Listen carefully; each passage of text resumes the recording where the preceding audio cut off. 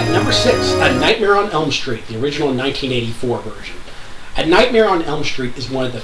I mentioned before, not many movies scare me. I love horror movies. But A Nightmare on Elm Street, the original, is one of the few movies that has ever really gotten under my skin. And the reason for that is because, well, other than the fact that it's scary as shit, but Freddy Krueger is the most disturbing idea ever for someone who has insomnia. The fact that you don't get very much sleep, and when you finally do, he's going to come and cut you to shit. I mean, that's creepy. And to play with that even more, Freddy's become something of a joke in later years because of how the second and third film portrayed him. The original Freddy Krueger did not have a sense of humor much. The original Freddy Krueger went into people's dreams, and he killed them. That was pretty much it. He didn't have wisecracks. He didn't play with Nintendo Power Magazine. He didn't do any of the crap that you see in the later films. The original Freddy cut you up. That was pretty much it, and he laughed about doing it. He had a bit of a sense of humor, but it was pretty much a, oh crap, I'm going to die sort of way. Robert Englund is awesome as Freddy Krueger, and it just absolutely terrifying. Johnny Depp is actually in the movie, which a lot of people don't know. It was one of his first starring roles, because he's even actually one of the people who dies last. Spoilers! But really good movie. I actually saw the remake, and while I've complained about the remake on the last couple of my movies, not bad, actually. I was surprised. But the fact that it has Rorschach as Freddy Krueger is pretty friggin' awesome, in my opinion. But, yeah, not bad. The original's great, though. See it.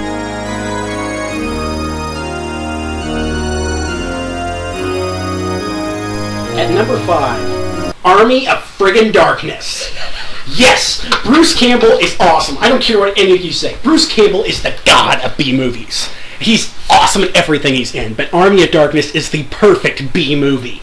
Not only do we have a zombie movie about a guy going back to the medieval ages with nothing but a chainsaw for a hand and a shotgun, but, I mean, we've got the evil clone, appropriately named Badass. I mean, that's just awesome.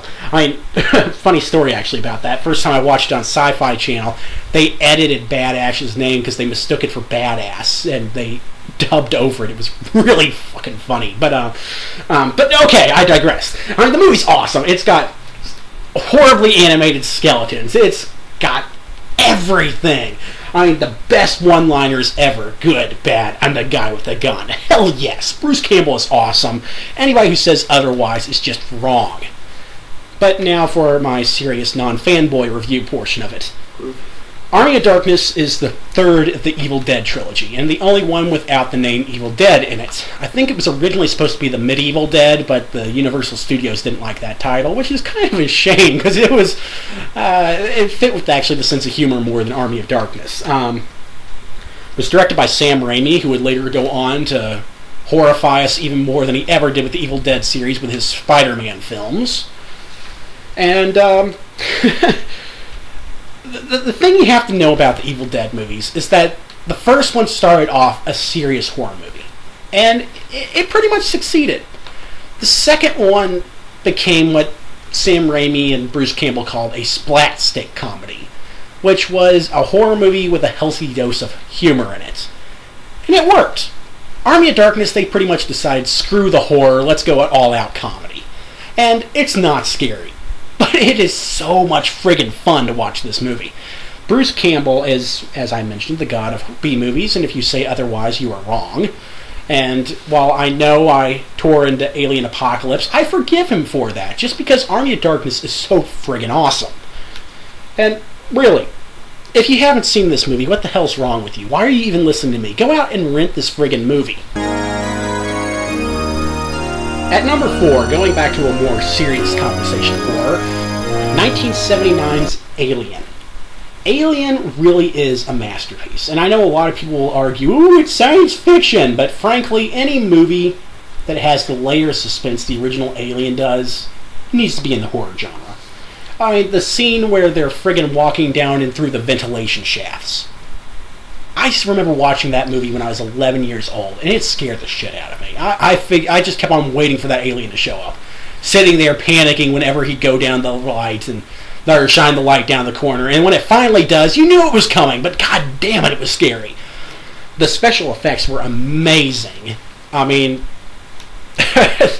the alien eggs and stuff in that movie, when the light shines on them and you can see them kind of inside of it. I mean, there's just so many really good scenes in that movie.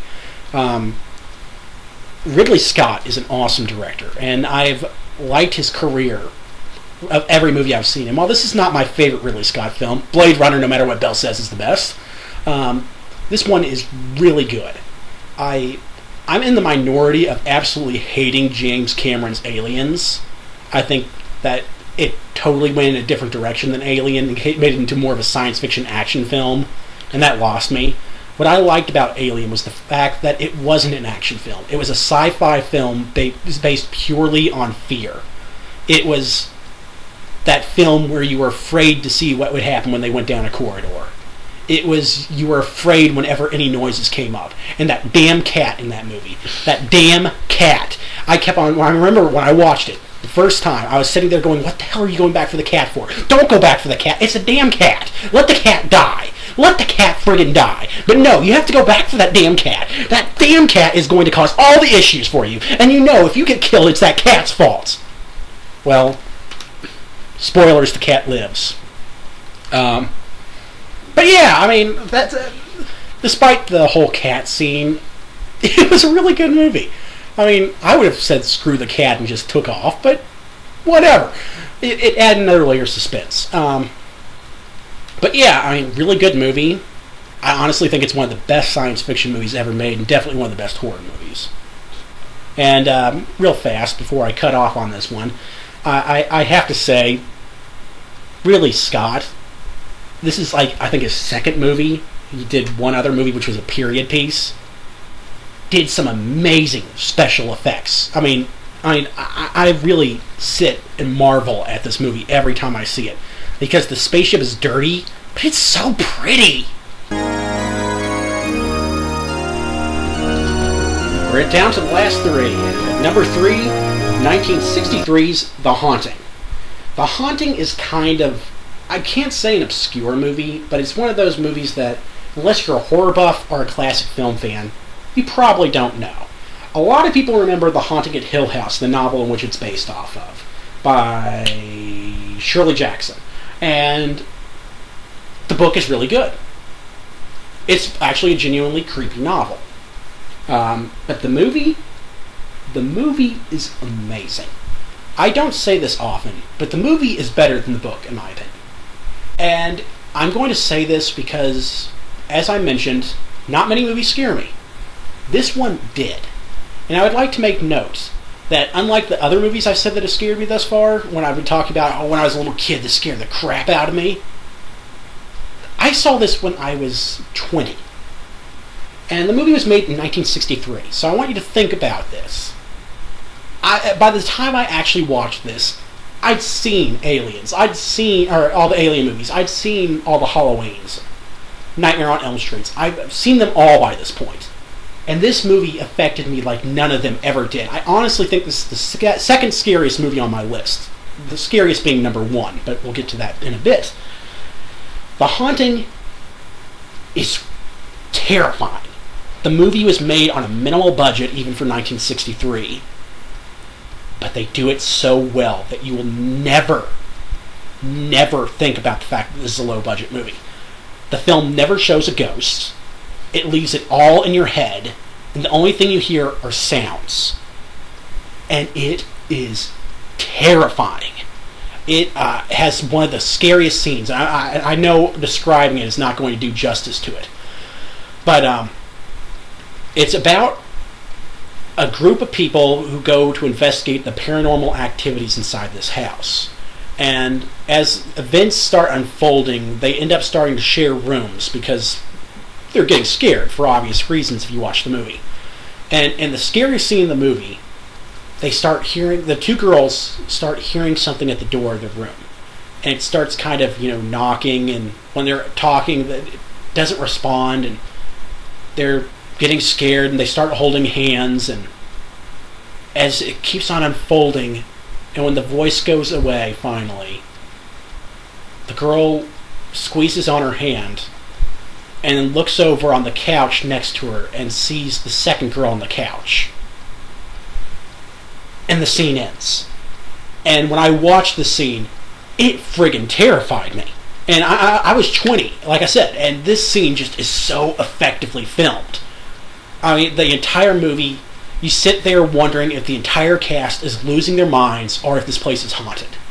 And it is really disturbing.